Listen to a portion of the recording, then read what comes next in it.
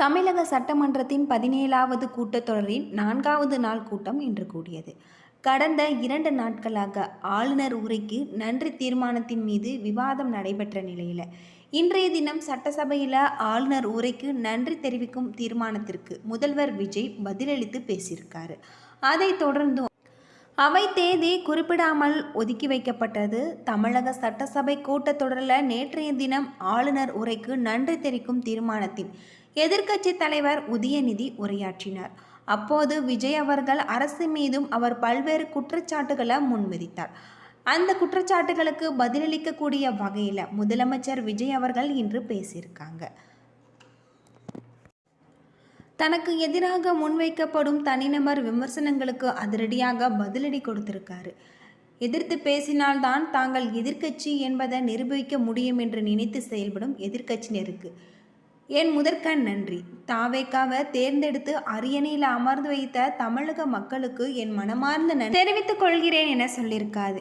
அது மட்டும் இல்லாமல் சிலர் நான் ஏதோ ஷூட்டிங்கில் இருந்து நேராக சட்டசபைக்கு வந்து முதலமைச்சரானது போல ஒரு பிம்பத்தை கட்டமைக்க முயல்கிறாங்க. அவர்களுக்கு நான் சொல்லிக்கொள்வது ஒன்றே ஒன்றுதான், இது வெறும் ரீல் கிடையாது, ரியல். நான் சினிமாவில் அரசியலை பேசியதாலேயே எனது திரைப்படங்கள் இப்பொழுது சந்தித்து வருகின்ற நெருக்கடிகளுக்கும் சிக்கல்களுக்கும் ஒட்டுமொத்த தமிழகமும் அறிந்ததுதான். நடிகனான வாழ்க்கையை தொடங்கினாலுமே பல நிலைகளை கடந்து மக்களுடைய இதயங்களை இடம் பிடித்து தான் இந்த நிலைக்கு வந்திருக்கேன். 1990களிலேயே ரசிகர் மன்றமாக இருந்த காலத்திலேயே நாங்கள் மக்களுக்கு துணையாக நின்றவர்கள் என முதலமைச்சர் விஜய் அவர்கள் சொல்லியிருக்காரு. தொடர்ந்து தனது கொள்கை நிலைப்பாடு குறித்து பேசிய அவர், பெரியாரை நாங்கள் கொள்கை தலைவராக ஏற்றுக்கொண்டோம். ஆனால் அவரது கடவுள் மறுப்பு கொள்கையில் எங்களுக்கு உடன்பாடு இல்லை என்பதை தொடக்கத்திலேயே வெளிப்படையாக தெரிவித்தோம். கட்சி ஆரம்பித்த உடனே CAA சட்டத்திற்கு எதிராக துணிச்சலாக அறிக்கையும் நாங்கள் வெளியிட்டோம்.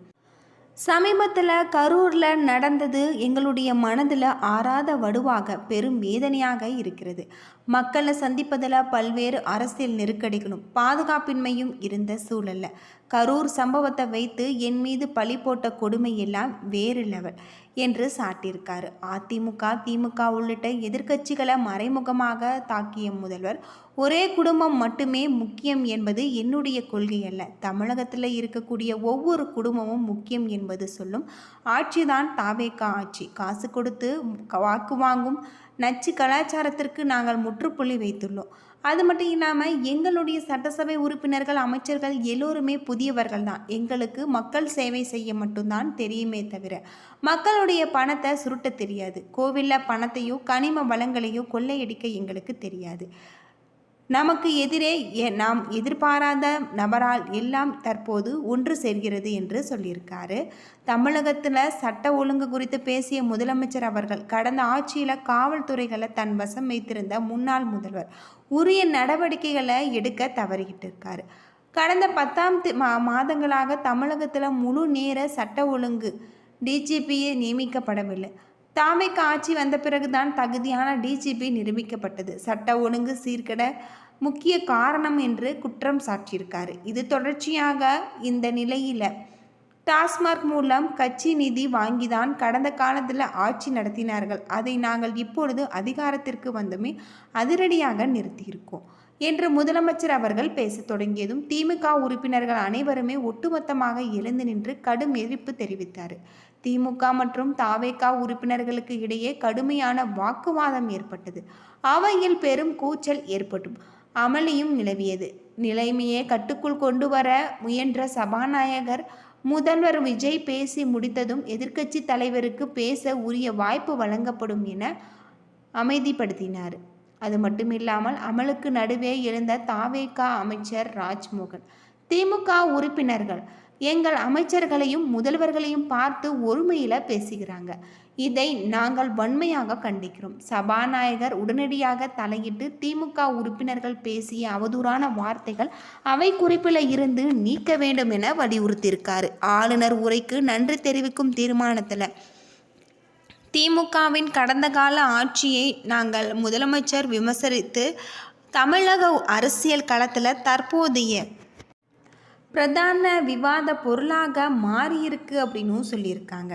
அது மட்டும் இல்லாமல் இங்கு ஸ்டாலின் போலவே ஃபினிஷ்ட் என முதல்வர் விஜய் அவர்கள் ஆக்ஷனில் காட்டியதும் அவையே அதிர்ந்தது. அது மட்டும் இல்லாமல் தமிழக சட்டசபையின் இந்த ஆண்டு கூட்டத்தொடர் கடந்த 18ஆம் தேதி தொடங்கியது. இந்த கூட்டத்தொடரில் முதல் நாள் 6 ஆளுநர் உரையாற்றினார். அப்போது 3 ஆண்டுகள் கழித்து திமுக சட்டசபையில் உரையை ஆளுநர் முழுமையாக படித்தார். அப்போது தவேக அரசு எழுதி கொடுத்த ஒரு வார்த்தையை கூட விடாமல் அவர் படித்தது பலரிடம் பாராட்டுக்களை பெற்றிருக்கு. இதையடுத்து 19, 22, 23 ஆகிய நாட்களுக்கு செயல்படும் எனவும் சபாநாயகர் தெரிவித்தார். இந்த நிலையில் இன்றைய தினம் சட்டசபை கூட்டத்தொடர் தொடங்கியது. அப்பொழுது இனிய சொல்லால் பதிலளிக்கும் மண்ணை குறிக்கக்கூடிய திருக்குறளை வாசித்தார் சபாநாயகர். இதைத் தொடர்ந்து ஆளுநர் உரையில் எம்எல்ஏக்கள் கொடுத்த திருத்தங்கள் சட்டசபையில் ஏற்கப்பட்டது.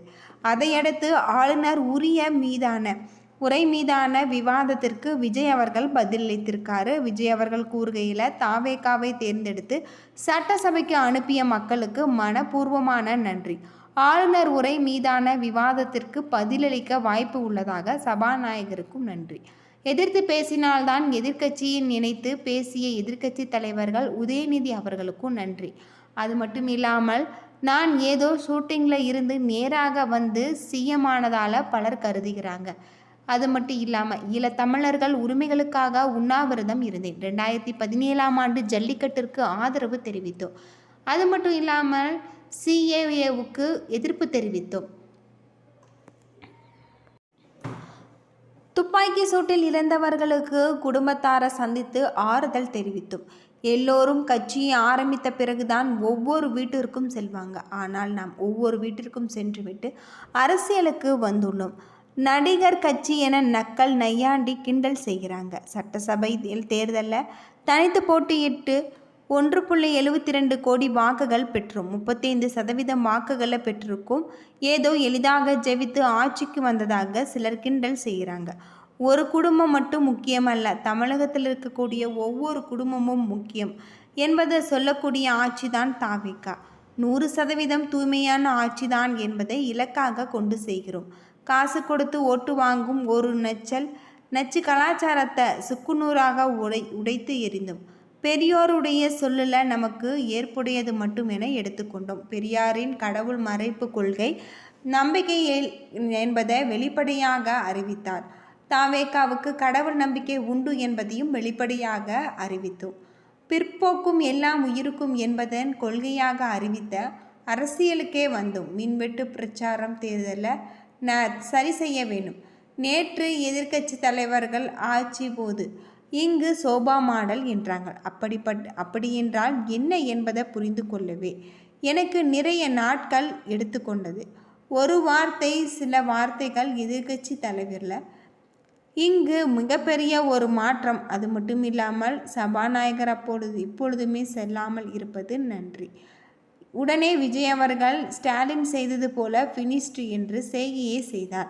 இதனால் இந்த அவையே அதிர்ந்து ஸ்டாலின் முதல்வராக இருந்த காங்கிரஸ் கூட்டணியுடன் ஆட்சியுடன் பேச்சுவார்த்தை முடிந்துவிட்டது வெளியே வந்ததும் அப்பொழுது செய்தியாளர்களா இவர்கள் கூறி ஆறுதல் தெரிவித்ததாகவும் ஃபினிஷ்டு என்ற சைகையை தெரிவித்தார் என சொல்லப்படுது. என்ன நண்பர்களே, இந்த வீடியோ உங்களுக்கு பயனுள்ள ஒரு தகவலை தந்திருக்கும்னு நினைக்கிறேன். வீடியோ பிடிச்சிருந்தா லைக் பண்ணுங்கள், ஷேர் பண்ணுங்கள், கமெண்ட் பண்ணுங்கள். நன்றி நண்பர்களே.